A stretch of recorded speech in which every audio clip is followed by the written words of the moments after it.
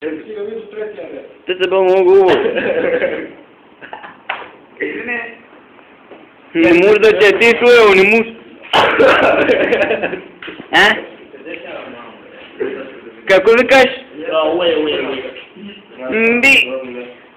Ти бата учебникът си. Пузели от него, бе. А? Каква мислите по въпроса за глобалното затопляне? А? Господине, интервю. Какво мислите по въпроса за глобалното затопляне? Сядай. Глобалното затопляне значи госпожа Кънева е госпожата, не Кънева. Да? Добре, сега интервю с господин Куков. Какво мисли за проблема глобалното затопляне? Глобалното затопляне е международен проблем и това не можем да го решим. Така че сядайте и си бъдете страх. Добре, лека нощ.